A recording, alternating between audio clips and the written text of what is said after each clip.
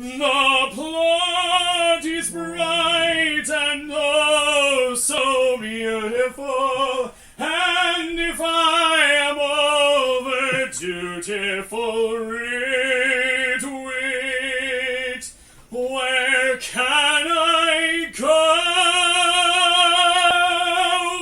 The story's young, and I'm in love with... Hey, shut up, David! We don't do theme song anymore, so stop embarrassing yourself.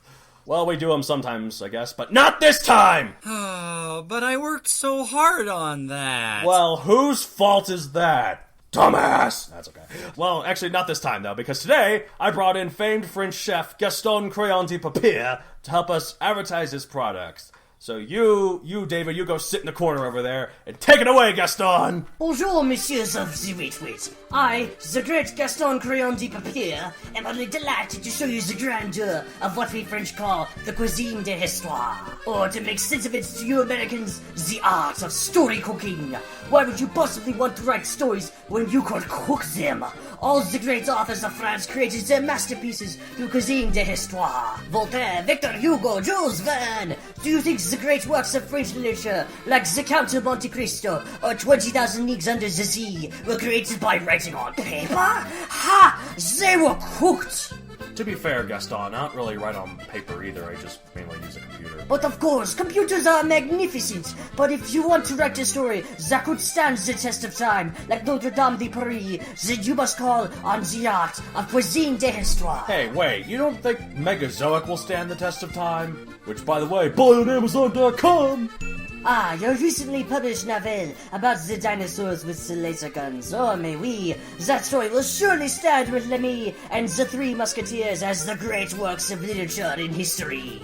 Okay, I'll ignore this sarcastic shot of my work because we've been paid some handsome money for this ad, so... Tell us about story cooking, Gaston, please. I'm very interested. Cuisine de l'histoire involves the art of putting all the ingredients of what makes a good story into a dish, and after just a few precious seconds in the oven, creating a story that will make all the critics bow before your excellence in the art of storytelling. We provide the ingredients and ship them right to your doorstep, so you too can enjoy cuisine de l'histoire. I shall demonstrate for you. What kind of story would you like me to create for you?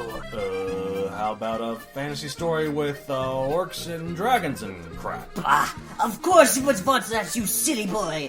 Nevertheless, I shall humor you. Alright, we will start with spreading the ingredient high fantasy across this pan, then adding a dash of adventure, a pinch of romance, sprinkled with some war and mystical beasts. Then, to top it off, we add a microgram of plot and character, and throw it into the oven and... voila! Your fantasy story with orcs and dragons and crap is served. Wow. What world building, what adventure. Oh, what grand battles. This is the best fantasy story I've ever read. Or eaten or whatever. Merci, Monsieur Donald. And this can be yours, listeners. For only une petite fortune, the art of cuisine de l'histoire is yours. Wow, for only une petite fortune? What a deal! I'm sold! I'm getting cuisine de l'histoire today, or story cooking, whatever it's called. I don't care, I'm getting it! Merci, Monsieur Donald and Messieurs of the Wit. To all you listeners, bon appetit! This has been the great Gaston Crayon de Papier. Oh, that was good stuff, Gaston. Thank you very much for coming in. Alright, welcome, fellow nerds, to another episode of the Writ, the podcast where we enjoy talking about the best stories ever seen, the worst crap that no one should put out, and asking all the hard questions like, why can't Force Awakens be any more original? My god, it's Star Wars! Like, they don't need to risk it. People are gonna go see it anyway. Ah! Well, they obviously didn't use cuisine d'histoire, but too little too late, right? Ugh, yeah, I guess. Anyway, okay, let me clarify something. I'm not one of those bandwagon haters. I hated Force Awakens from day one, and now people are like finally starting to turn against it. Here's why, though. Here's my theory. So, I'm not really big on Star Wars. Like, I think it's fine. I'm not one of those guys who, like, saw Star Wars as a kid, just stared googly-eyed at the TV, and just got all the merchandise immediately. Like, I liked it fine. I think Jurassic Park was my Star Wars as a kid. Well, considering that was actually your era as a child as opposed to the 70s, that might... Well, yeah, but I did watch Star Wars in VHS a lot as a kid. But anyways, so once I grew up, and then Star Wars was kind of like, yeah, just another fun franchise, I guess. But then I saw everyone go nuts with The Force Awakens. And so when I saw it, all the flaws of it were very much apparent to me because I wasn't blinded by my Star Wars goggles. Fanboy goggles. I was about to say, maybe nostalgia goggles is the better term, but anyway. Right, I guess. But people were first like, oh my gosh, Star Wars is back. Oh, look at all this Star Wars. I love Star Wars. And look at Star Wars. Then finally they're like, hey, wait a minute. Starkiller Base is a terrible idea. I did a whole skit on it once. I might read that later. On what we at the Writ have once writ a long time ago. Oh, when we finally do that episode of our past works. At this point, we're going to have to split it into two. Alright. So, anyways, that was our intro. Okay, so I guess we're moving into our regular segments, including what will we rip off from this month? Now, if you don't mind, Donald, since you tend to go first, I kind of want to No, I've tried to balance this back and forth. I've done the last two, I think, so you do this one. All right. Have you do the next one after that? Something majorly rare happened. I watched a TV show that was not tokusatsu. What? Oh my god! The name of this show is Goku-sen, which is actually short for Gokudo. Oh, so it's still Japanese. It is still Japanese. It's still Japanese. Oh, okay, never mind. Let me reiterate. What? Oh my goodness. Not quite as scream-worthy. It's not like you watch... I don't know, Parks and Rec. Yeah, Big Bang Theory or something. I don't know. Anyway, yeah, okay. So the title is actually a portmanteau of a couple of different words, and the first one is Gokudo, which refers to somebody who's affiliated with the Japanese Yakuza, which is like the Japanese version of the Mafia, for those who don't know. So is this where Goku from Dragon Ball Z gets his name? No, it's different than Goku. Son Goku is actually based more on a Chinese on myth. Sun Wukong, right? From Chinese mythology? Anyways. Okay. Point being that the full name of the show is Gokudo no Sensei. Sensei means teacher. So they shorten it to Goku-sen. I knew that. Now, just imagine how difficult it might be balancing a life where you've been raised by the Yakuza and suddenly becoming a teacher. A serious teacher to children. Oh my god, so it's like those teachers who are preschool teachers at day, and at night they're strippers. If such a thing exists, then that's a pretty interesting comparison. Sure it's more common than you might think, unfortunately. Yeah, that's the truth. Anyway, the point being that watching this show is quite hilarious because there are two very distinct styles of speech. When she's trying to be the teacher, and when she slips into this Yakuza character, and every time it catches people by surprise, and she just tries to smile it off and say, oh, what I actually meant was... It's hilarious. But, So is this live action or is this an anime? Yes, it is live action. Okay, because I was imagining it as an anime, but okay. No, it is. Right, cool. It might have been based on a manga. I don't remember. A lot of shows... What? They adapt manga into non-anime properties? Cool. Yeah, well, I mean... A lot of stories that are reused in Japan and created into TV shows. Some of them are a lot of them are anime, but there are some that are live action. However, I can't speak to whether Goku-sen started as a manga or not. Anyway, the point being that I'd really like to have a chance with a character like that who, they just can't suppress this hidden nature. They're trying to keep veiled, and they just keep slipping because stuff happens, and it's hilarious. See, I like that too. I feel like, though, again, because you've said before, and I definitely agree, I love writing comedy, and I write serious stuff, of course, but a lot of it does interplay with a lot of comedy of it. So if I did something like that, it would be, like, so obvious. It would be like if Bruce Banner was trying to teach a class, and then suddenly he hulked out for like a second, and then came back. Oh, and then came back. Well, we might talk more about the Hulk later, but anyways. But that's how I do it. Something like that that's super obvious, and people are like, huh, does Dr. Banner look a little different today? I'm sorry. Can I just throw out there, for those of you who are of an appropriate age, I'd say, late teens or so, there's a video on College Humor about Betty trying to hook up with the Hulk. Not Bruce, but the Hulk. It's hilarious. You should look it up. That sounds pretty good. Anyway. Now, this is Betty like Betty her Ross. Girlfriend, not Betty and Veronica. Betty Ross, not Betty and Veronica, because that would be a completely weird crossover. Anyways, Veronica is what the Hulkbuster was called. That is true. Avengers Age of Ultron. But that's totally a reference. It's got to be, right? Well, I guess it wasn't blonde, so... No, wait, sorry, Veronica's brunette. Never mind. Anyhow, we'll stop talking about Archie, because it's not something I know very well. Another one that I wanted to mention, there is a very... this one is a tokusatsu show. It's for nighttime viewers. Like, they air it at, 1:30 in the morning or something. It's designed for mature audiences, which is kind of the point. The series is called Oh, so Gala. I could watch this here in America at the normal amount of day, right? I don't know if you could get it on your television, but theoretically, if it was, active, you might be able to find it. Right, no, I know. I'm being silly. Anyway, so I'm watching I'm watching this series chronologically, and I love this series. I haven't talked about it much, but there's a wolf motif to all of the main fighters of the show, and they do have armor that they transform into, so it is a tokusatsu show. But anyway, the latest series is based around two couples. One of them is kind of like a power couple that went bad. They used to be the term they use is Makai Knight, which Makai is like this evil dimension where these ancient enemy, the horrors, come from.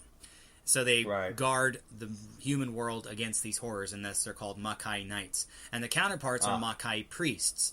Well, this male Makai Knight and female Makai Priest got married. I won't spoil So this is different from normal priests where you can't get married. Well, if you're looking solely at one definition of the word priest, then yes. However... I guess that's true. I mean, fantasy priests can do whatever. However, point being that this couple used to be the, protectors, and they've completely slid because of something that happened. I haven't gotten far enough in the show to discover what that is, but it's fascinating because they're diametrically opposed to this main character who's a Makai Knight and his partner, his supporter, who's a female Makai Priest. And everybody that watches the show should theoretically be, alert to the fact that they're trying to become a couple, but they just won't move down the road to relationship. So if you... That's Well, it's a very Japanese thing. I have to say that. Right. But beyond sounds like that, a very me thing, too. All right, fair enough. Actually, it's more like that. Actually, no, it's people I know. They won't move. And damn it, I just want to beat... Okay, I'm going to stop. So I stop sounding like some sort of deranged stalker. All right. I'm a nice guy, listeners. If you want to email me, go on MatthewDoverCrew.com. Anyways, no, I like the idea of, this is one path that this main couple could go down. This power couple could choose the right. They could fall to the wrong. And they're, completely opposed. And they're completely playing this up. And I really love that idea. So, maybe I should try using it later. Well, sounds good. You could write a story about a neo-Nazi and an Antifa member almost falling in love, right? Because that's a modern American equivalent. Politics! Politics, because I like talking about them so much. Oh, God. Okay, let me just say real quick as a public service message. I don't condone neo-Nazism, in case you ever thought I did. Okay. Anyways, thanks for the just public feel like service that announcement. no stance is not a good stance, so there's my stance. Neo-Nazis and Nazis in general can... I just want to say, can't we all get along? Anyways... I can get along with everyone except for neo-Nazis. Well, I'm just... in a general perspective... Unless they make classic Broadway musicals like Springtime for Hitler and later on go that to was make done by a Prisoners Jew! of Love. Mel Brooks is Jewish. No, I know. I meant the character in Producers. Franz Liebkind. Oh, okay. Will Ferrell in the remake. Will Ferrell acted as Franz Liebkind in the... Even though he was a neo-Nazi version. and he did that neo-Nazi play, he later on went to help collaborate with them with Prisoners of Love and their other following stuff. Anyways, my biggest stance on this entire thing is if we could simply try to understand each other better, which I realize is not easy. It won't eliminate all conflict. I'm not that naive.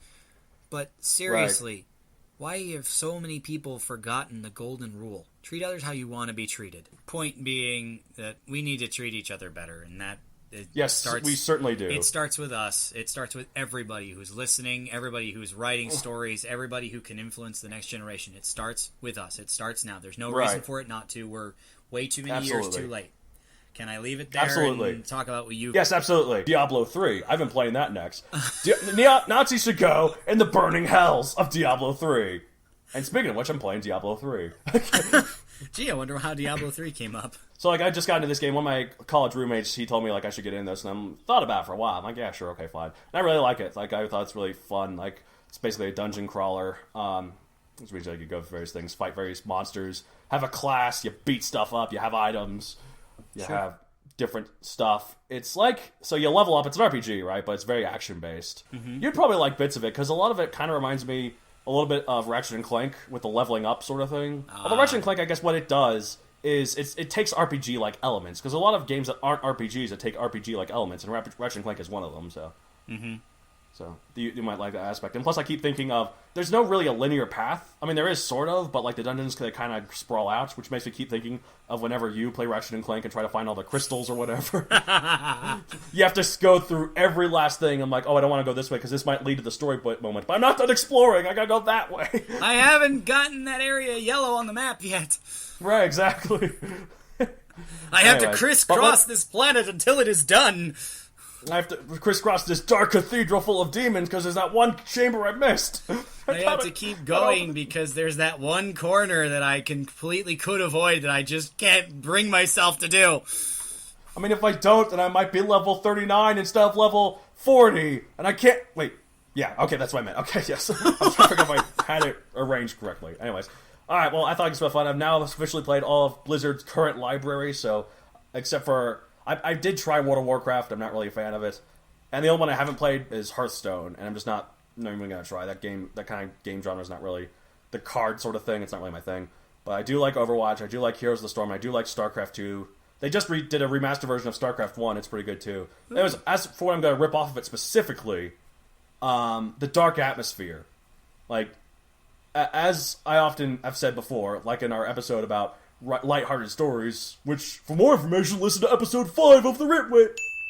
Cheap plug. Yep, right on cue. Anyway, so, I like how they make it dark, but at the same time, it's still like a fantasy adventure. Like, there's clearly like a lot you can do, like as just a normal guy. If you want, you can cower in fear in your village, or if you want, you can be a badass barbarian or wizard or monk or witch doctor, whatever, and fight all these demons, and they're everywhere. Sure, because you're in like, apparently in hell, this world, right? if you if you don't give your a person a proper burial, they will come out as a zombie. So that's very important because there's so much demonic energy just everywhere. And I also really like how the world is inspired by like Christian quote unquote mythology. And, like, there's, like, different types of angels and different types of demons. There's no real ultimate god or ultimate devil. Like, even Diablo himself is more like... Seraphim, Ophanim, and Nephilim. Right, like, Cherubim. yeah, like, something like that. I mean, they're not exactly like that. They're, like, they're clearly inspired by that. Like, Diablo himself, though, he's, like, one of the prime evils. And there's, like, a bunch of different other evils. One is the Lord of Sin. One is the Lord of Gluttony. Well, I guess that's a type of sin. One of them is, like, the Lord of Lies. Sounds like they're referencing the 7 deadly sins there, but you know. Right, exactly. And Asmodean is kind of like, which is this Lord of Sin, is like kind of the combination of all of them. But one of them is just lies, right? And then Diablo is the Lord of Terror. And the way he becomes the top one is that he fights his way up there. He betrays all the other demons and then manages to sneak into against the angels. And here's the thing that's really cool. Hell invading Earth, like a Hell on Earth scenario, that's been done quite a lot. Sure. Diablo, though, in Diablo 3, takes it a step further. He's like, screw Earth, I'm going to invade heaven. Yeah. And I think that's a really cool idea. That would be quite the logical progression, I suppose, if you've conquered everything else. Right, like, I feel like, I mean, I really like when you, like, escalate certain tropes, and I'm sure this has been done before, but I haven't really seen it nearly as much as Hell invading Earth. Like, it's actually a lot scarier, I think. I mean, not just that it's more powerful, but, like, and Diablo comes really close to destroying everything. And it's kind of fascinating. Like, he breaks in and he takes all the angels out one by one. Right, you know? Right, exactly. But, like, I just think it's a cool idea. Like, Hell's not invading Earth, Hell's invading heaven. And winning, almost. So I think that's cool. Definitely an unusual story to tell. Like, I can't think of too many other examples where Hell directly tried and just invading, as you say, heaven. So, you know. Right, like, I feel like that a lot of them would go to heaven after, like, maybe most demons plan on that, but they have to conquer Earth first, and they never get that far because the heroes always stop them. So maybe the sequel series to Left Behind or whatever is the after the rapture is the demons going up to heaven and being like, okay, we're done with Earth. We've already ravaged Earth. It's time to take down those who were saved. Yeah, exactly. Setting our sights further.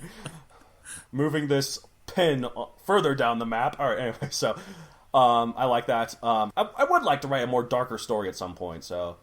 And this is kind of like something that I would like to do, because this is like the kind of story I would like to write. And the ending with, like, the whole thing with Diablo invading heaven, yeah, that's unusual, but it's so Blizzard. Blizzard trying to make everything, like, as big and epic as possible. And that's what I kind of like to do, too, so... Yep. It's definitely notable in your stories. Right. Anyways, real quick, though, there's not really much I'm going to rip off from this, other than the obvious. But I rewatched Disney's Dinosaur. Oh. A childhood favorite of mine. Gee, I wonder what else you're going to rip off from that movie. I don't know. Maybe all the lemurs in it.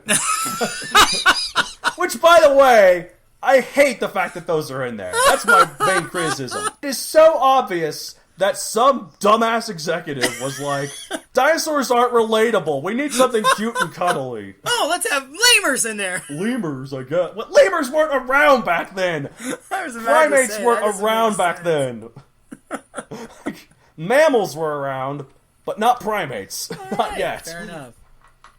But no, it's a good movie, though. I like it. A lot of people don't seem to like it, but I guess I just like dinosaurs too much. Like, that's like how Star Wars Force Awakens, people have their Star Wars fanboy goggles on. I have my dinosaur fanboy goggles on whenever I see that movie. All right. Because whatever faults are in it other than the lemurs, I guess, I completely ignore. I'm just like, dinosaurs. The movie's called Dinosaur. Well, gee, at least they're not, like, false advertising. I'm curious, though, because I haven't, full disclaimer, have not seen that movie. But are all of the designs... Out of all the movies that you haven't seen, this one's okay. I'll forgive you for this one. Oh, well, thank you for forgiving me one movie! But anyway, are all the designs, like, basically accurate, what you'd expect? For the most part. The iguanodons have lips rather than beaks. The reason why, though, I feel like is probably an animation thing. A lot easier It makes it more obvious to express... Yeah, right. But other than that, yeah. The Carnotaurs, though, the villains are Carnotaurs. They call them Carnotaurs, but the full species is Carnotaurus. Right. They clearly did it because they don't want to do T-Rex, which good on them, but they made Carnotaurus like a pseudo-T-Rex. Carnotaurus was not this big. They made it T-Rex size. Basically, a rose by any other name would smell as sweet, right? But it does look cool. Like, it has the horns and it has the armor, like, spikes on its back, so it's it's like a dragon T-Rex. So I kind of like how they did something different. However... Okay, so I'll forgive the Carnotaurus, and I guess I'll forgive the lemurs. Because it has the distinction of having the most accurate representation of a pterodactyl in film history. Even though it was done, even though it was, like, CG? Yeah, okay, I mean, barring if we ever go back in time and take a photograph of what an actual pterosaur looks like. Well, I'm just asking because, like, I can't... The film was not live action. It was all CG, right? It was live action environments. Live action environments, but they put computer generated images in there. So yes.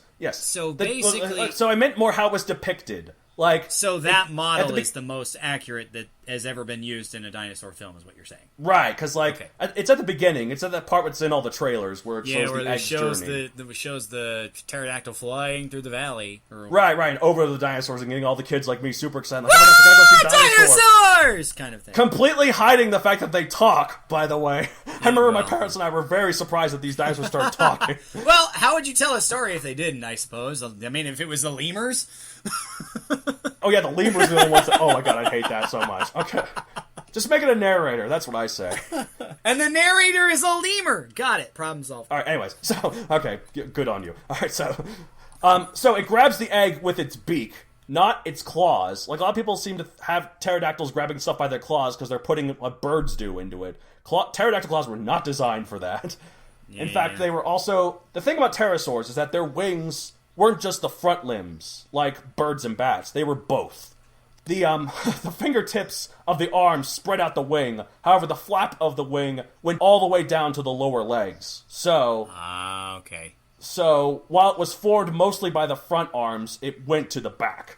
So when it walked on all fours, like a bat. So if I'm if I'm correct in assuming that most dinosaur films are, basically inputting avian qualities in so it looks familiar to us, but it's actually not the case, and thus the most accurate representation is the one from Dinosaur. Yeah, exactly. So so it has those while it's flying. It flies properly. It doesn't fly like an eagle like some people have. It flies correctly. It does swooping, very rare flaps rather than just constant buzzes like some of them might be.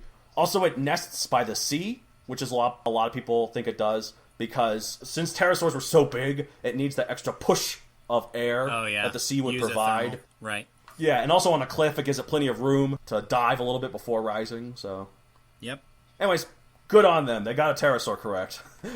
More than you can say for a lot of dinosaur films, which I'm sure you've seen every single dinosaur film in existence. Absolutely not the case. There's a lot of sci-fi dinosaur movies. There was one, I saw this... Maybe that should be on your to discover list, huh? For next okay, well, here we go. Well, I saw on Netflix this movie called Cowboys vs. Dinosaurs. What? Like, I heard of Cowboys Sci-Fi vs. Channel Aliens, movie. but seriously? Right, exactly. Yeah, exactly. You know what? So how I mentioned, I guess they must have heard me comparing Megazoic as an example what to do with blending two stuff together with Cowboys and Aliens and how not to do it, and what's combining those two things together? And thus you get Cowboys versus Dinosaurs. But the publication date, I'm not sure that totally works, because a show obviously is in concept form for a while before getting released, right? I like how you think that I'm being serious. Well, I mean, it's just worth saying that they probably it's not a show, it's a movie. It's like a sci-fi channel movie that happens to be on Netflix you can watch. Well, I don't have Netflix, otherwise I might. But anyway. And also, it's not realistic in terms of the West either. I wonder, were dinosaurs alive when the West was a thing? Well, and also, one of the still images, because they're trying to advertise it, is a girl running away from this dinosaur in a bikini. Because we totally had bikinis in the Wild West, right? Well, sex sells. That's pretty much all you can say. And it's a modern bikini, too. It's not like they tried to Westify it by making so there are no tassels or anything, it's just string, right? Right, exactly. It's a modern bikini. It has 1 star average rating on Netflix, too. Anyways, that's I guess, what I'm gonna rip off. Dinosaurs, Diablo, and Western bikinis. What a collection. In the same story?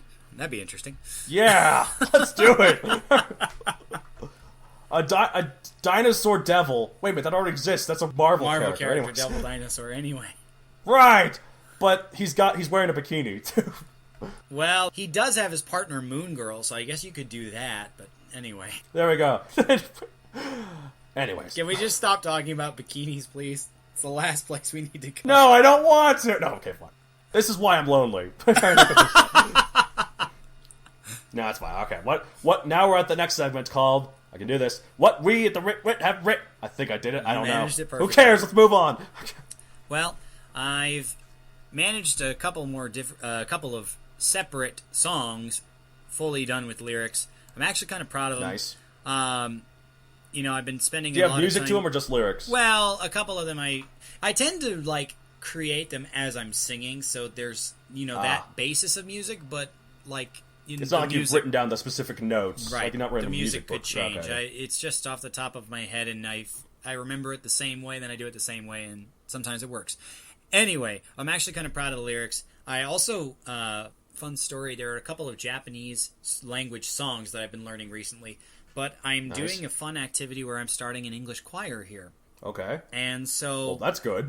English. Right. And so I'm actually translating the songs and trying to set English lyrics to them, which I don't know if it's ever been done on those songs before. So that's... okay, not necessarily the lyrics I use. I have seen translations, but they're very literal, and they don't necessarily fit the melody very well.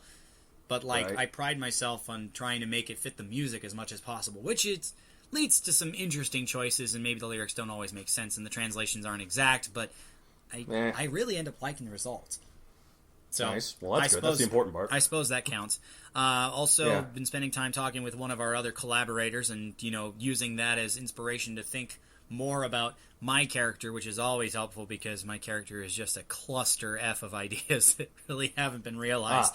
So this is Monstron, right? No, this is Titan. Okay, because if it was Monstron, I just want to let you know. And by the way, our listeners, You don't need to know who these people are. Who cares? Anyway, so I hung out with Mostron last night, and I talked to him about it a little bit. Anyways, I probably should have done a little bit more. But anyways, whatever. I'll let you know about that after we record. Anyways, I'm keeping this in, by the way. I was about to say, this is going to make no sense because we don't have time to do an elevator pitch for it. Anyways. But, basically everything but, actual progress. That's okay. You've written songs. I'll forgive that. I'll forgive you for, and that's writing. Like writing is a bunch of different. Writing stuff. takes a bunch of different forms, and I happen to be using a version that is very close to my heart because obviously, I should have mentioned working abroad music major. I was going to say I should mention that I've been really busy this month trying to get a couple of different concerts ready. So I'm not just taking a pleasure cruise over in Japan. I'm actually working really hard. No, I thought you were just dining on the music. local cuisine, all the sushi restaurants you can think of, and something that's non-stereotypical that I can't think of right now because I'm apparently a racist. All right. What were you saying about the neo-Nazi thing? Yeah, exactly. And by the way, let me just clarify once more. Not condoning. You know what? Forget about it. I'm going to talk about the sequel to Megazoic, which, spoiler alert, I've decided to reveal it. The name and the premise here. This is the premiere. You ready? I've been waiting for this moment with bated breath for a long time. I mean, you know what it's called. What are you talking about? I'm acting as a part of the listener, okay? Okay, fine. Let's do that again. No. I'm going to reveal the title. Are you excited, David? Yay! Good work. Here, have a cookie. Anyways, so the title of the second book, Megazoic, the Primeval Power. Gasp accordingly. What could it mean, right? Primeval. Is that like primordial soup? No, it's like the prime evils like Diablo that I talked about. So that's where you got the title. Oh! Yeah, exactly. This is my Megazoic Diablo crossover, in which one of them wears a bikini. There we go. I've already written this story. Twist. Spoiler alert. Anyway. So what is the actual premise of the primeval power? I'll read you the back of the book that I have here in this cover concept. 8 months have passed since the fall of the Turanian kingdom. While the Laurasia Corps helps other nations fight the last remnants of their longtime enemy, Corten develops all sorts of nifty new tech for his nation's soldiers, and often accompanies them in battle. Since he's destroyed that ancient and highly advanced cortex that gave the Turanians their power, he's quite qualified for the job. Unfortunately, it's discovered the cortex the Turanians used was only one of many, and a vicious Therizinosaurus with witch-like powers is adamant in retrieving the rest. Accompanying her are ghost-like soldiers called the Shades, with powers beyond any known physical science. Corten realizes his skills and technology might be useless against this mysterious new foe, but as she plans to summon a super-powerful army of dinosaurs from older civilization to ravage the planet and kill everyone he loves, he better learn how to fight her fast. Well, sounds very, very intriguing. I mean, as Donald mentioned, I've known the title of this book for a little while. I have read. In fact, in between us recording this, we're reading through it, aren't we? Well, a little peek behind the curtain. Yeah, a little peek behind the curtain there. No, it's gonna be wonderful. And if you've enjoyed the first book, the second book will be even better. I can practically guarantee it, even though I haven't even finished reading it yet. You haven't finished it? What are you talking about? I could totally jump the shark at the end. You might, for all I know. Corten will get on a surfboard, and then a megalodon will come up. And then, literally jumping the shark, right? Let me specify, Megalodon was not around during dinosaur times. Stop saying it is, people! Sci-Fi Channel people!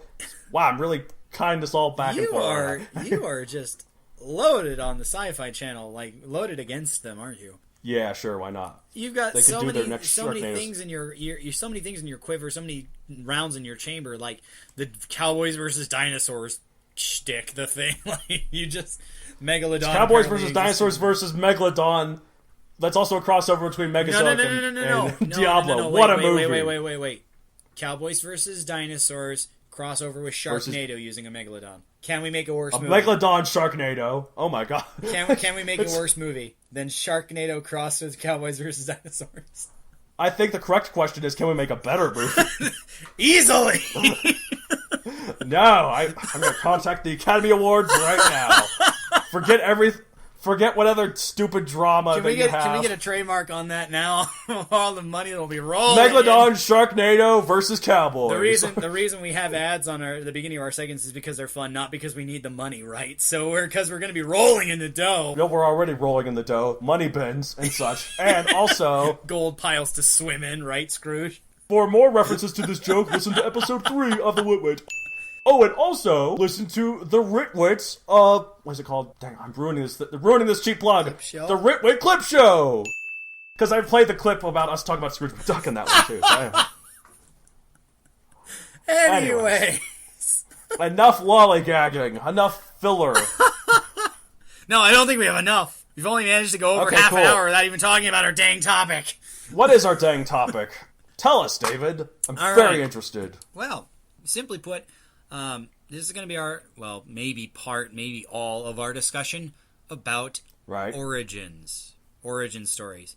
For my own position, to make it very clear, I prefer origin stories that are awful realistic. I understand that most comic book superheroes are awesome characters, and I really like them, but if you look at their origins, they just don't cut it for me. And so Personally, I would want to use this time as what should you avoid as a writer?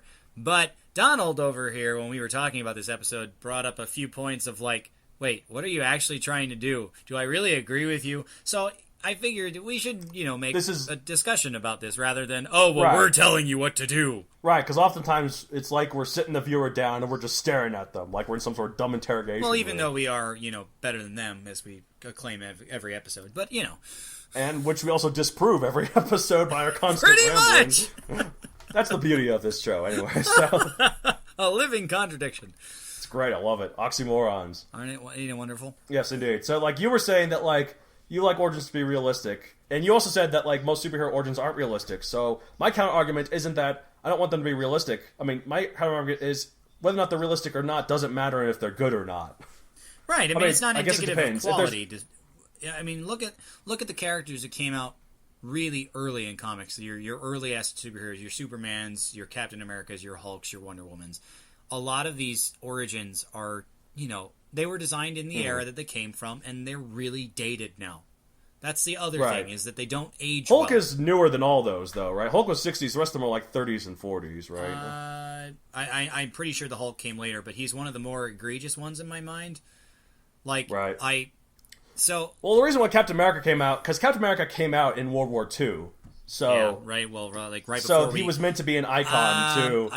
Bringing it back, punching Nazis. No, he came before World War II because he came out as a response to America saying this is horrible, but actually before we got engaged in the war. I think he was it was before Pearl Harbor. I think he was 39 or something. Okay, so the war was starting to rev up. Yeah, the war was starting in Europe, but America had not entered the fray yet. Because that was why he was so patriotic a symbol, because it was the U.S. saying, we don't like what they're doing, here's a symbol to prove it. And then we got into the war after, the attack on Pearl Harbor and all that stuff. But this is not a history lesson. Right, well, I kind of like how Stan Lee, he didn't create Captain America, but he did create the origin of him getting frozen and then going to the modern day, because he recognized that the character of Captain America, unlike other characters whose origins can be updated to be whatever time, Captain America needs to start World War II. Or at least with some kind of war. I mean, look at Iron Man. Some sort of American war. Look at Iron Man. He was originally... Could you really see a character like Captain America starting in the war on Terror, though? No, I'm not saying that. What I'm saying is, I'm using a different example, that Iron Man's comic origin started in Vietnam era. Right. Whereas in the movies, they made it more Afghanistan type, because that was more modern.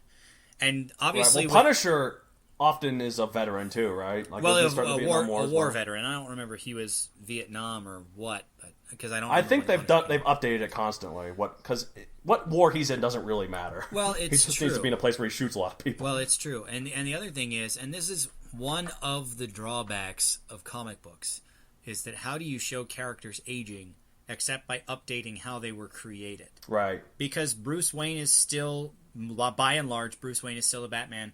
Kal-El, Clark Kent is still the one we know as Superman. Most of the DC is a prominent example, although obviously Marvel has some still active as well, that the original characters are still in place, and we're talking 70, 80 years later. Right. Well, that's comic book time, right? It's comic book producing, but not in the comics, apparently. Right. No, what I'm saying, though, is that, like, even though this much has passed in the real world, in the comic book, it's like it hasn't passed, even though the world itself might have updated. Like, even though Bruce Wayne might still be the same age he was in the 30s, he's now using smartphones. Yeah. But, I mean, it's just one of those things that if you look at a lot of superhero films, and I'm pretty sure if I let you ramble about origins you don't like, you'd probably bring up Luke in Star Wars as well. Actually, I wasn't going to, but now I am. No, I'm just kidding. Well, I mean, if you want to. I was going to ask, though, if we're not just limiting this to superheroes, right? So superheroes. You just answered it for me, so yeah. Yeah, well, I mean. Luke is kind of a superhero. Well, he is a hero, and he has super abilities, but he's not like a comic book superhero. Yes, he's in comics, but he didn't start there. Is my argument. Anyway, right. I think it's helpful to look at what origins are just bad. Now, obviously, it's a little subjective. What makes an origin bad? Yeah. Yeah, what makes it bad, and why should you avoid it is kind of where I wanted to go with this. But there's more to that. There's more to this onion than just you should avoid this because it's no longer 1930s. Right. Well, some of them change too. Like, I think Wonder Woman, I don't know if this is her origin, but one of her abilities used to be that she could be restrained by a man, right? If a man held her, she couldn't escape, which sounds super sexist. Well, much of the time. Her origin was through a BDSM creator, so the bondage idea was part of her character. But the point is they've changed that, though. They don't do that anymore. Honestly, I'm not 100% sure because it tends to vary depending on who's creating it. That is one distinct benefit of the comic book medium because these characters are such long-lasting that so many people get their chance to try creating their own stories for the character. However, it stinks because the old characters end up getting more time of day than they really probably need, which means new characters get shafted. However, my point is this, at least when it refers to all these different writers coming in, there are so many conflicting pieces of origin, constant rewrites and retcons, and it's confusing as heck. Right. Like, even the modern-day origins of Iron Man were done by different writers than the people who created Iron Man, of course. Mm-hmm. But, they did it to update Iron Man to this era. Which, makes sense because the MCU is going to take off from there was the idea. Well, to bring up the MCU, I think when you're talking about, that certain characters are always certain characters, like Tony Stark is always Iron Man, Bruce Wayne is always Batman. Yes, they've tried to change it every once in a while, but still. But in the end, they... But what I was going to bring up, though, in Marvel, I think they're doing this more often. They're replacing certain characters with certain new characters. Yep. Like Thor was a woman for a little bit. I don't know if he still is. If Thor is still a woman. There's the correct grammatical usage of it.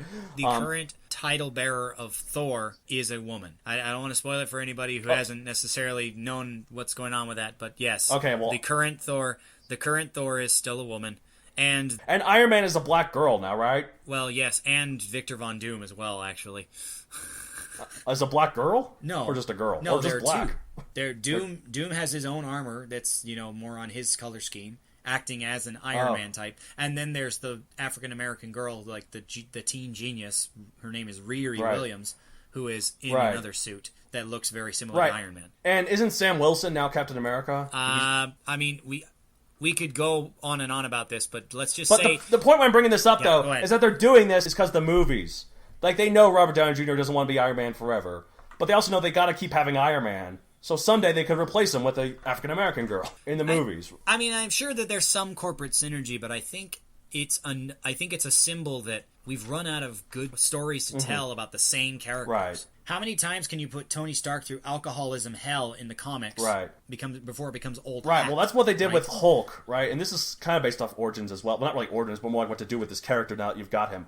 Hulk has always been hard for comics to write, and also hard for movies, but comics as well, because he's like, he's sad, he's running away from the government, he's fighting the army, and he can always beat them, but there was always a story can he control it or can he not? He became quickly tiresome, so some comic guy, I don't know who, and then comic book fans are screaming at me right now, came up with a brilliant idea to shoot him into space. Thus, Planet Hulk was born, and suddenly he became a character where he was always Hulk because he had to be, because he was in an alien planet.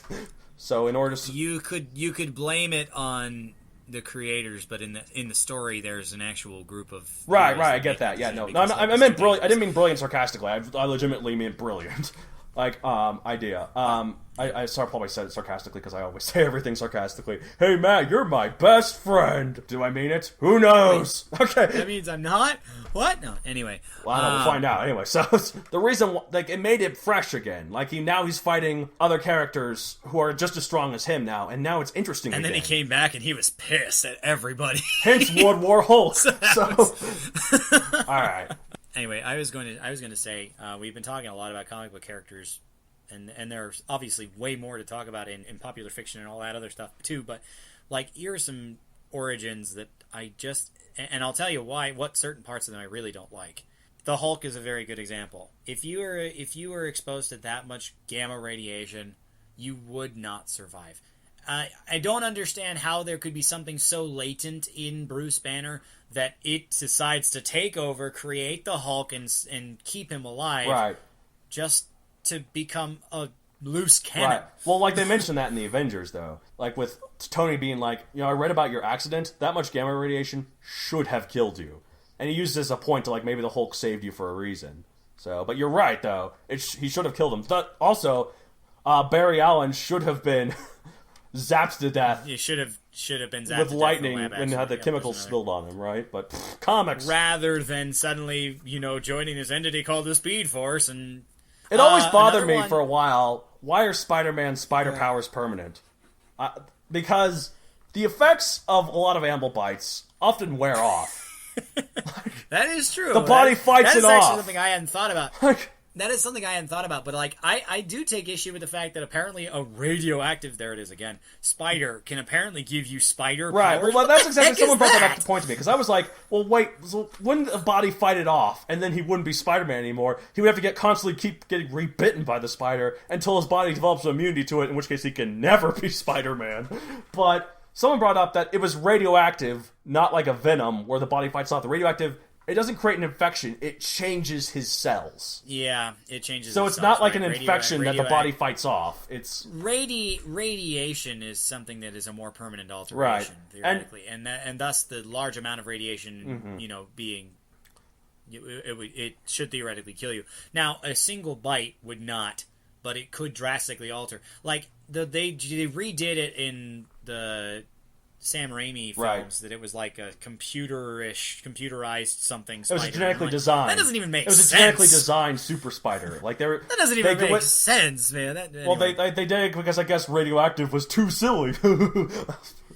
Well, it didn't come out of the 70s when radioactive was all the rage. Well, and it also didn't come out 10 years later when we're having movies with talking raccoons, where they embraced the silliness. So.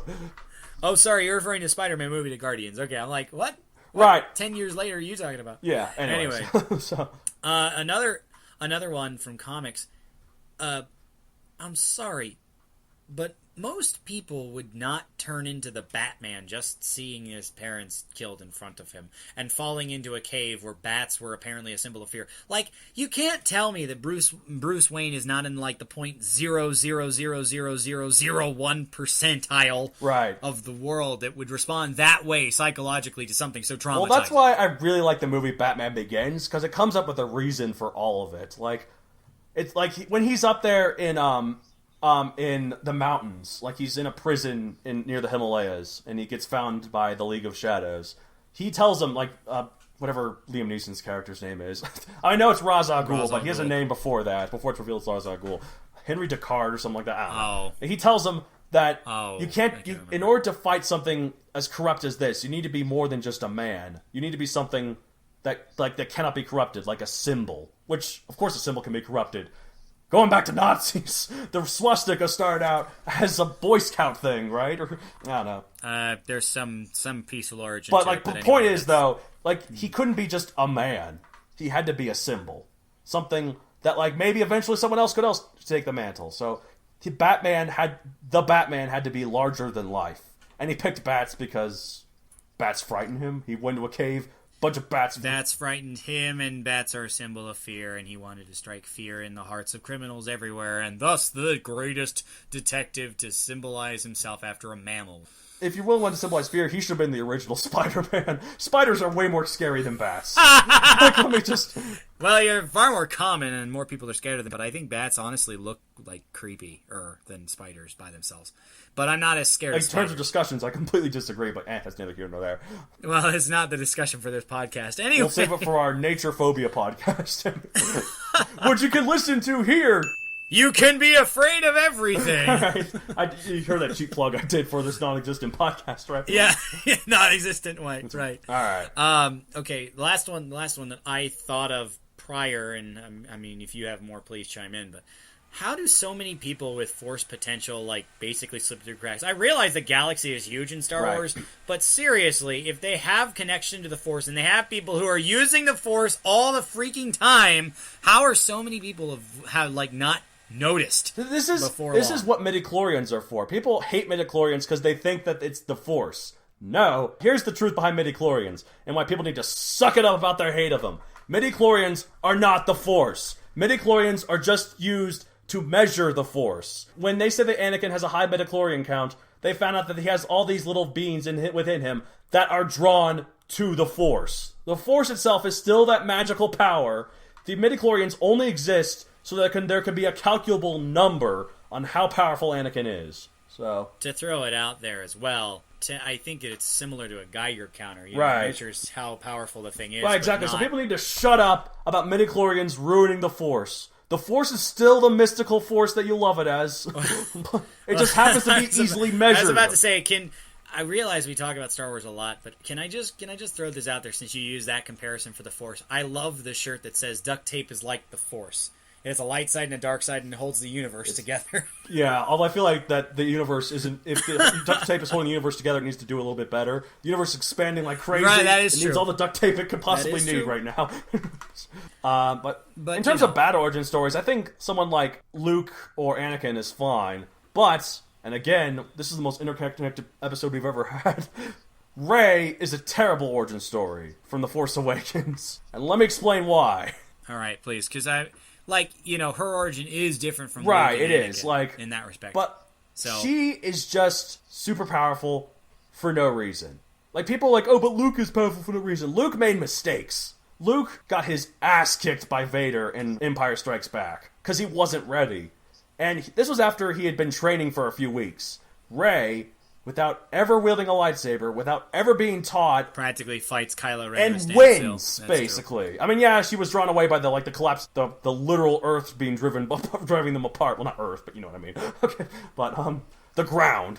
So, and also, Toa of Earth. She can do a Jedi mind trick by just trying 3 times after it took Luke 3 movies and lots more training. Well, and I'm not so sure that some of that isn't simply. She has so many midichlorians, I guess. Well, I was about to go there though.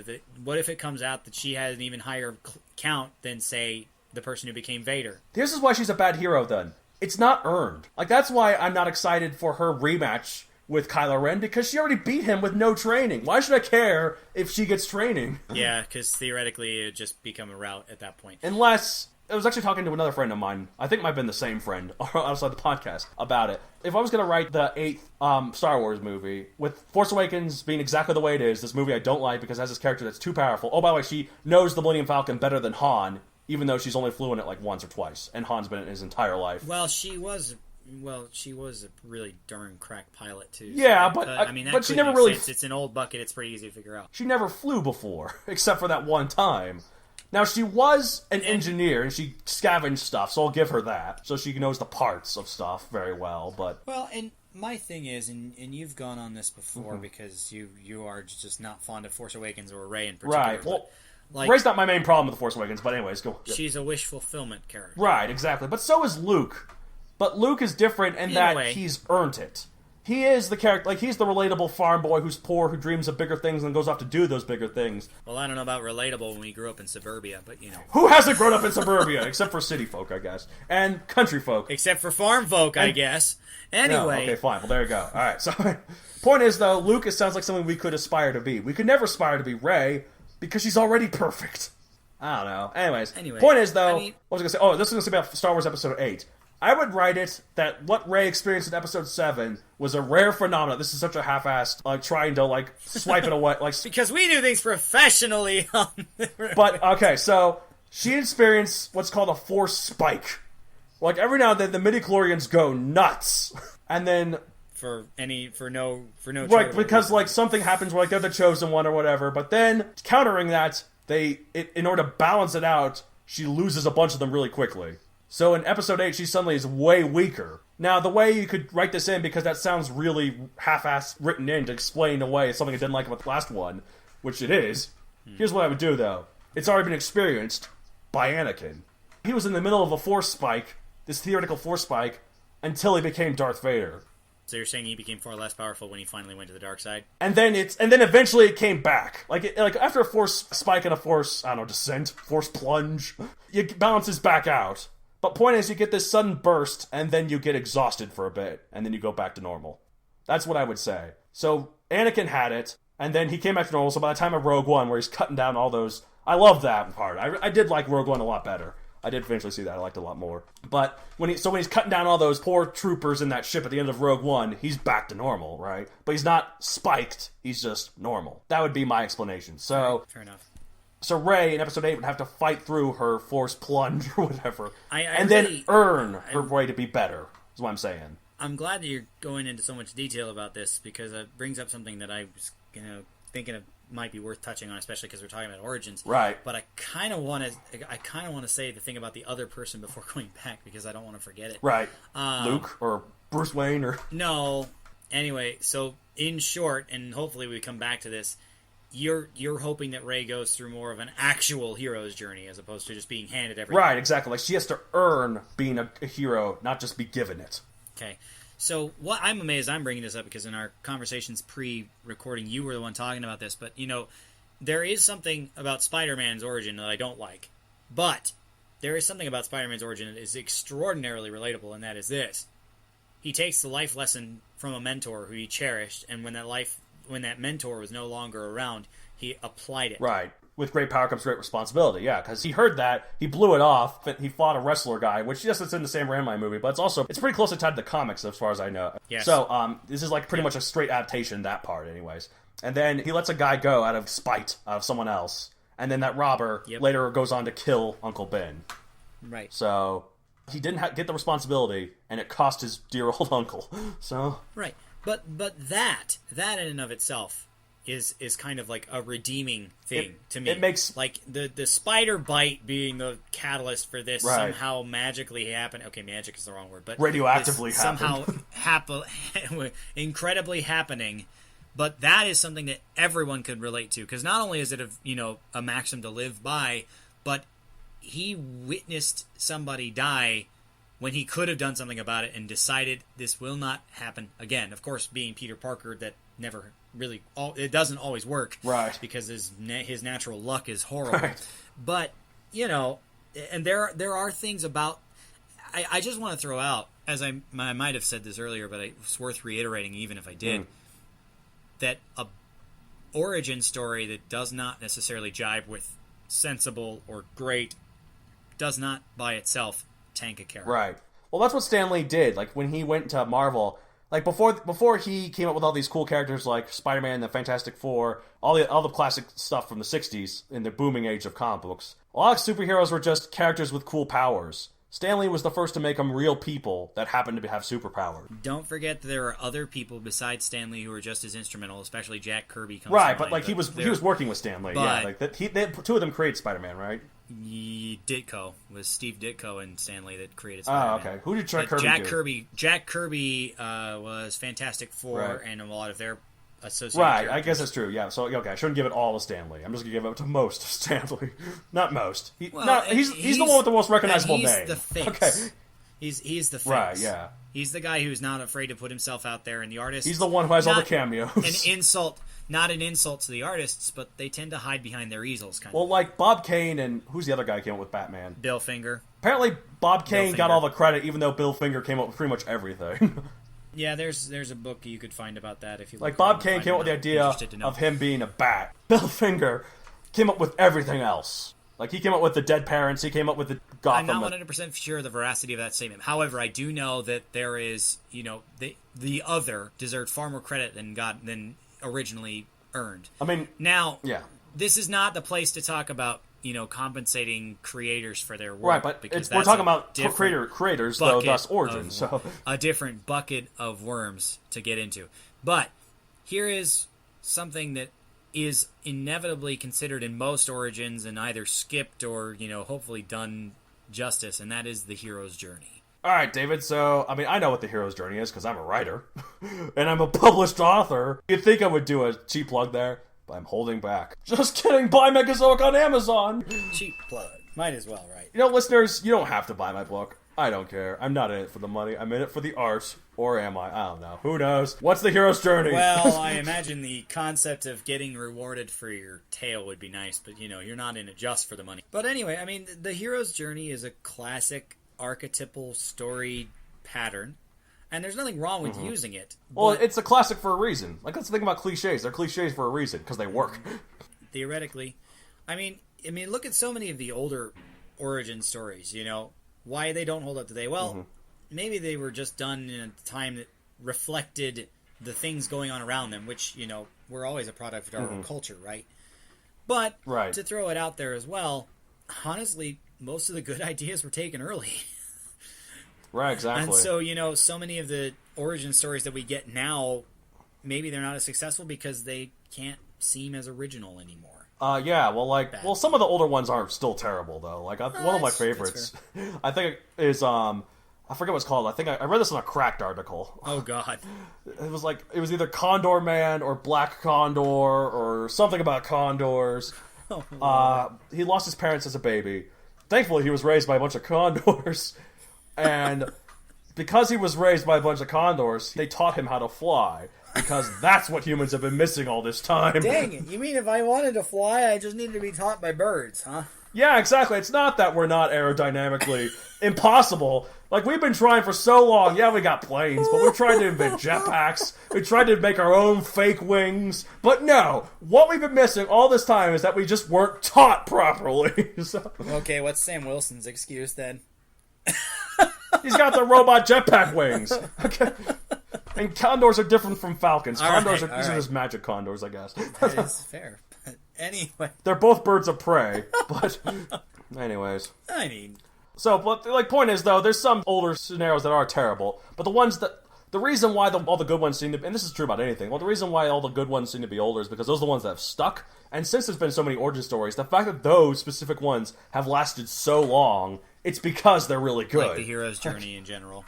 Not necessarily the... Right, exactly, not the specifics of it. Well, one of the big parts of the hero's journey, and every story I can think of, at least not everyone, that's an exaggeration, the mentor.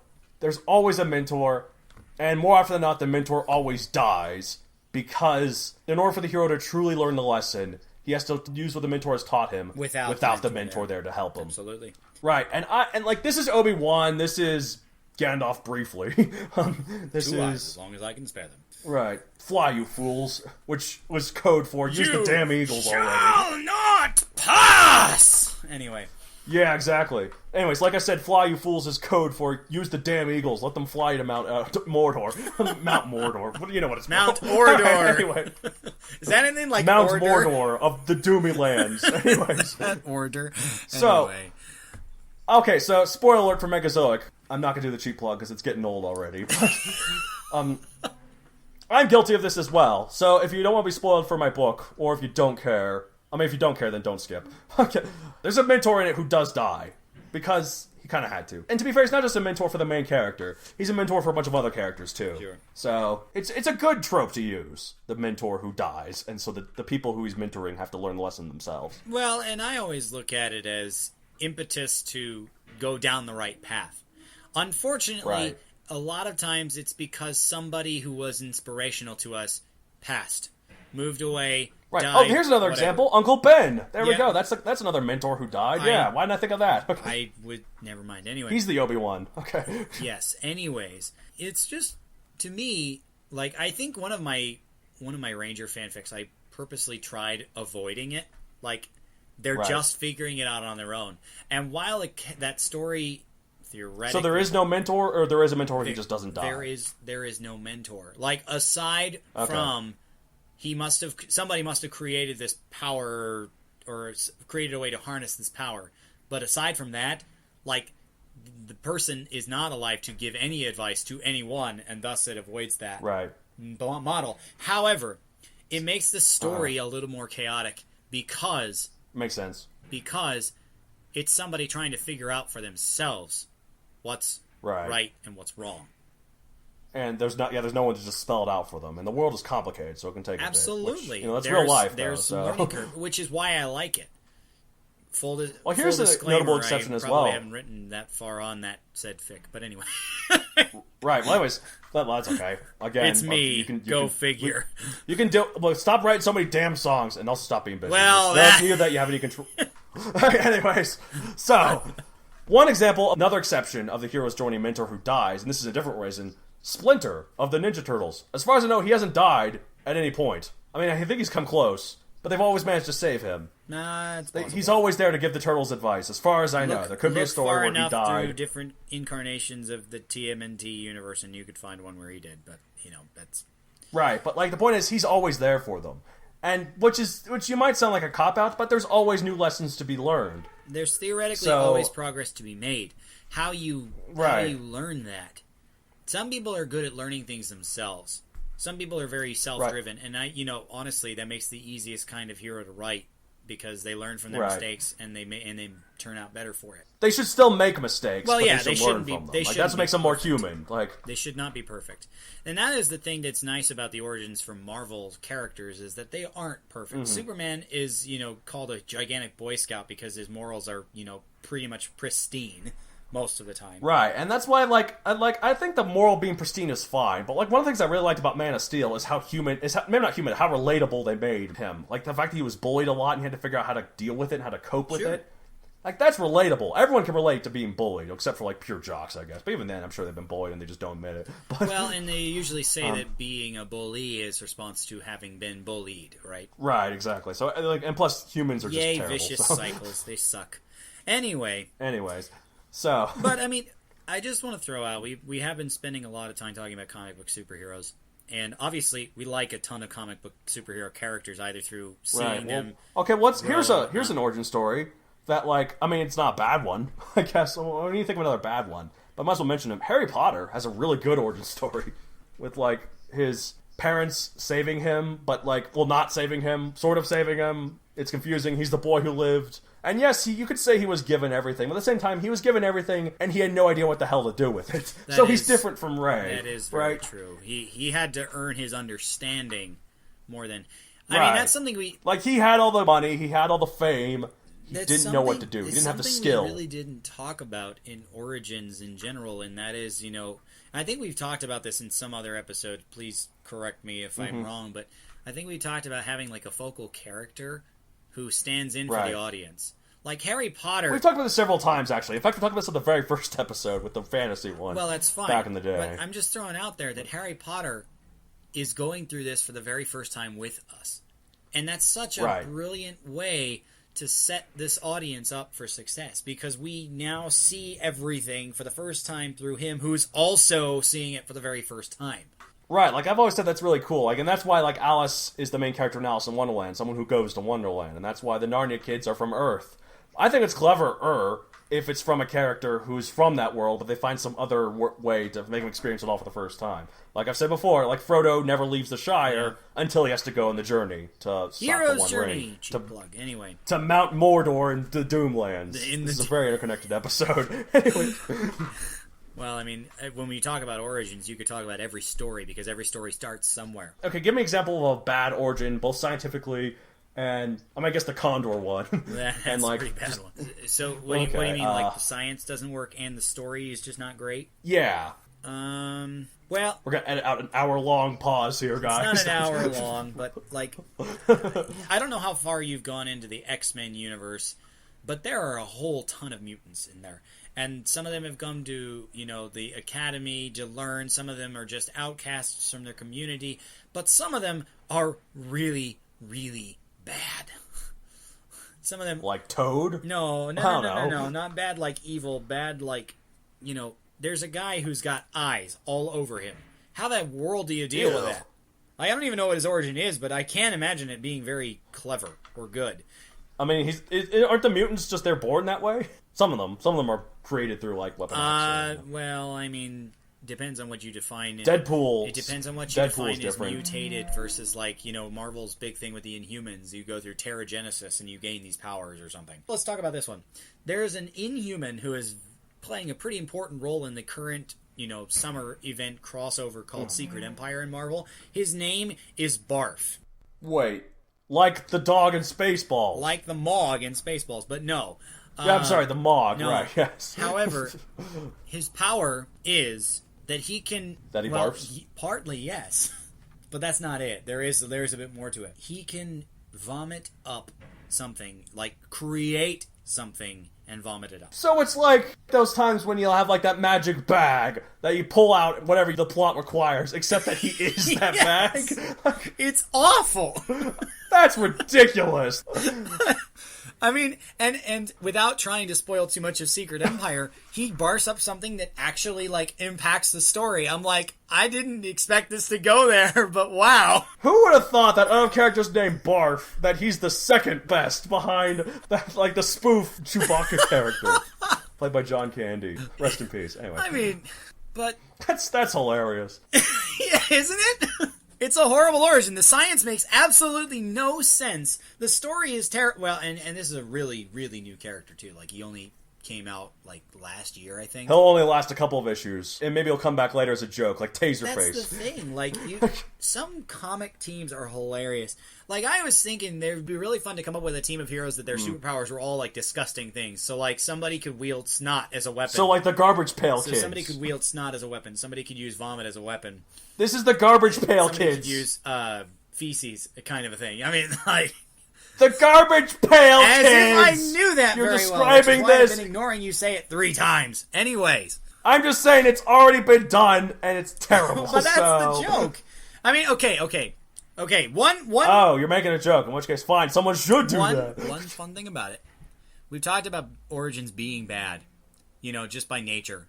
Here's an idea. Right. Oh, this is really dated. Oh, this is just not original. Oh, this is just a horrible thing, even if it becomes a great character. Or this is just a horrible character, like our friend Barf here. But I'm curious. I'm curious. How much fun do you think it'd be to come up with the corniest origin ever, or the worst team ever, and just let it ride and see what happens? How bad? Okay, here we go. I got something. It's sort of based on an older idea we had, and what you just said about Barf. So it's a spoof Ninja Turtles team. Oh, jeez. It's not okay. Back in the day, David and I here came up with the adolescent mutant samurai tortoises. No, the hybrid. We were super bored. The hybrid moronic samurai tortoises, wasn't it? Maybe something like that. I don't know. Anyway, who knows? But whatever it was, okay, I got very into that. But it's involving your idea too. So there's barf, and then there's puke, and then there's hurl, and then there's vomit. And they all the turtles. Maybe and they all upchucked happily ever after. Oh, for God's sake. We keep trying to push them back down, but they keep coming back up. Oh, God. Anyways. There we go, we did it. Okay. Oh, wow. Is there anything else to talk about with this? Well, or is that too much of a zinger? No. Did I ruin the episode? No. I will recover shortly. And now we're gonna edit out that hour-long pause. Okay. All right. Okay. So there are some really bad origins out there. That one was pretty damn spectacular, I gotta say. But anyways, we've talked a lot about comic book superheroes, and obviously it's one major strain of fiction of characters and whatnot. Now, right. I'm a big superhero guy, and you've known this for a long time. No, really? I know, right? Such a surprise. It was so surprising when I watched a non-hero based show, right? Anyway, to throw it out there, I prefer the origin stories in Tokusatsu. Now, I know I harp on it all the time, and I pretty much want to rip off something from a different Tokusatsu show every month. I get that. But I'll tell you one of the reasons why I really like tokusatsu compared to comic book superheroes on the whole. Not to say I don't like either one. And that is this. Generally, it's regular people thrown into an extraordinary situation and being put in a situation where they either become the hero or they die trying. Right. I really like that because they're characters that are pretty relatable. They come from Middletown, USA, Guam, wherever, you know, and they might come together as a team. They might come together as just individuals that, you know, have to work together, but they are given some amazing opportunity to be a hero to somebody else, and they make the best of it. Well, that's what kind of like what Peter Parker does, but you're applying it to a whole team. Like Peter Parker is kind of that way. He was given this, like by accident, and he's a normal guy. He tries to be a normal guy afterwards too. That's fair. I mean, he's still trying to balance high school and stuff. But he's the rare exception. Like a lot of them are. But a lot of them are, you know, hard to believe. Like Barry Allen had a lab accident. He somehow survived. Well, and also he was a lab guy. Like he's a scientist, so it's not as relatable as a. Yeah, he was a scientist. I mean, Peter Parker's a nerd and he knows a lot of science, but he's overall he's just smart, but he's still science guy in a high school. But he's still a high schooler, and that much is obvious. Right. And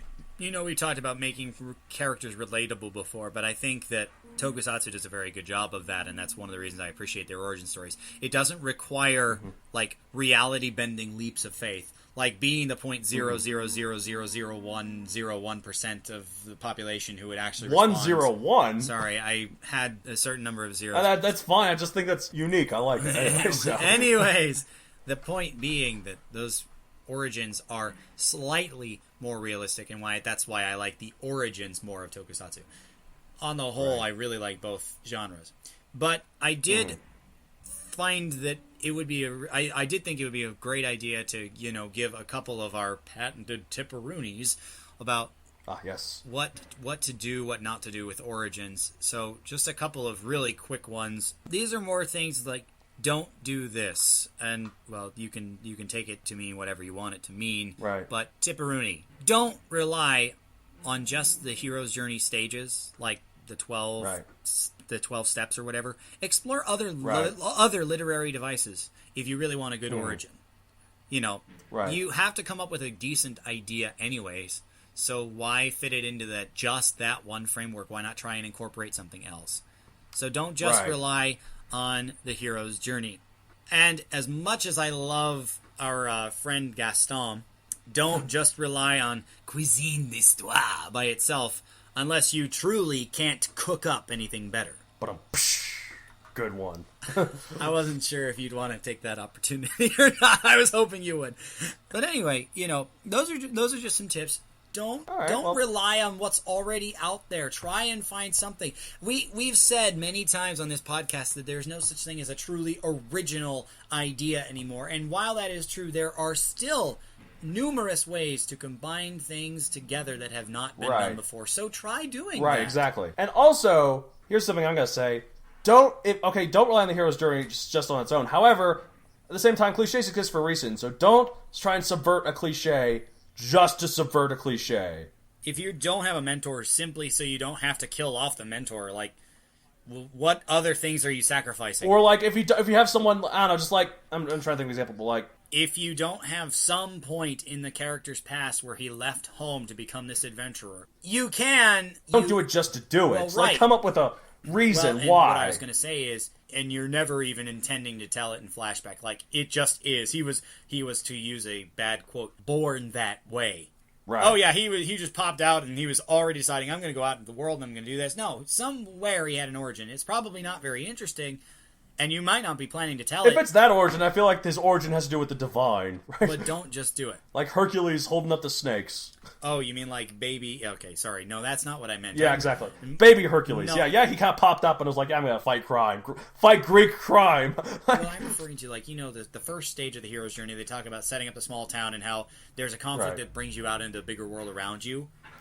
And you don't have to start at the small town, but, you know, if you're not planning on telling some foundational experience, is there a reason for that, or are you just skipping it because that's the boring part? Don't just skip it because it's the boring. Well, here's what you could do. Here's something you could you can subvert them, just do it for a reason. Like you say, you gotta go start at the small town, then go out to the adventure. You could be in the big city and the adventure is already there, However, you could still make it work because then he decides to join it. He's been ignoring it for a while. That is true. And finally he's like, you know what? Fine, I have to go down there and fight all this stuff. Seeing it for the first time, even though he's been around it his whole life. Which, Right, so like you could work it with it. You just have to come up with a reason other than I'm just doing it just to subvert the cliche. I'm going to change metaphors just a little bit and say that with this stuff, when I was in my college days doing voice lessons, my vocal teacher always said that if I made a choice, singing-wise, presentation-wise, if I wanted to move my arm here, he had no problem with it unless I did not have a reason. Right. If you don't have a Makes reason, sense. then why are you doing that thing? Is what he would ask. And the same applies with your writing. You don't have to do every step. You can skip a couple and probably be okay, so long as you have a purpose in doing so.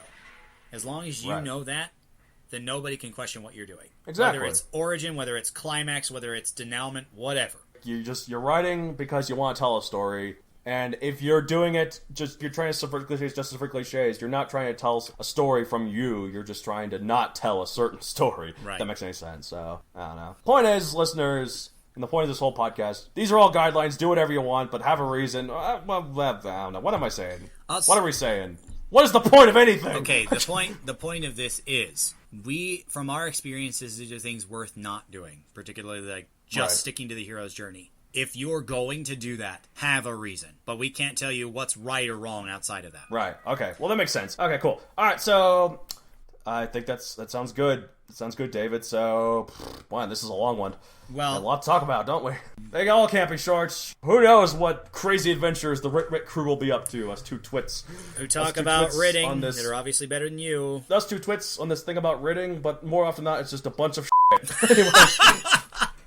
Well, it rhymes, so I might not censor it. Except now I might because I said it rhymes, so people will get the idea. You can figure it out. But anyway, hey, if they want to get a hold of us, Donald, how could they do that? All right, email us at mattd@matthewdonaldcreator.com. I'm not spelling it out because it's on the description. You can figure it out. Unless you're blind. If you email us for any questions or comments you have for the show and specify any one of the hosts, you can use your own email system or the contact page on my website. So that's where you can talk to us about the podcast. If you want to follow me personally, I have a professional Facebook account at Matthew Donald Creator. I'm updating it more often. Like, I try to... there's a lot of stuff there now. Or you can follow my Twitter at MatthewDonald64. Why 64? Because when I went to visit the Liberty Bell as a kid, it cracked and fell on my toes, and I screamed in pain so much I hulked out and rampaged across the entire city. But I was eventually calmed through a mixture of divine influence, anger management class, and a super long yoga session. Recovering from my great ordeal, a wise monk approached me and said I should train with him and to learn the arcane ways of spiritual peace and tranquility. After countless years, I eventually ascended into enlightenment and zoned out into another dimension, where I met a bunch of interdimensional alien beings who had just left Peru in the 1950s after escaping from Indiana Jones, at which point they teleported me back to Earth, where I promptly crashed into Arizona, formed a giant mile-long crater, and blacked out for decades. Until I woke him back to my mortal form, now being back to a child once more with no memory of any of the events that transpired. That was until one day it all became apparent to me in a dream, and the next morning I awoke and told my mother of all the great adventures I had done throughout all the decades of being transported back to the present as a child once more. At which point she was like, yeah, that's great, hon, now go do your homework. I went upstairs and the first question was, what's 8 times 8? And that's why I chose 64.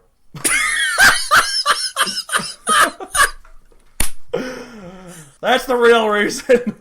Oh my goodness. That was like a purple kumquat joke. Exactly. Oh my god. Now as if the episode wasn't long enough. No, I didn't just say that off the cuff. I wrote that. I'm not that good. Anyway. Oh Lord. Well, if we're peeking behind the curtain, I prepared the lyrics ahead of time for the theme song that I worked so hard on and got rejected. Yeah, oh, that's life. Life sucks. Life is meaningless. Death is inevitable. There's no point in anything. And this is probably the 12th episode, and we've only had 11, where I've gone through a major depressing existential crisis about how everything sucks, and I'm going to kill myself. At the very end. And we've only had 11 episodes. So, well, until next time, listeners, thanks for listening to The Writ Wit, where us two twits who talk about writing decide to take a shit on what writing means. But anyway. Exactly. Hey, this will be the first time I get to censor you. The reason why I want to censor all this, by the way, is because I don't have to do the explicit tag and limit our audience. Especially considering that Megazoic is supposed to be a children's book. That is true. No, that's fine. I mean, it's teen, so teens have heard swearing. I don't know. All right. I mean, teen, tween, it's fine. It's not like it's a picture book, so. Your target audience. I'm Matt Donald! And I'm Matt David. See you next time. Until next time, listeners, thanks for tuning in. The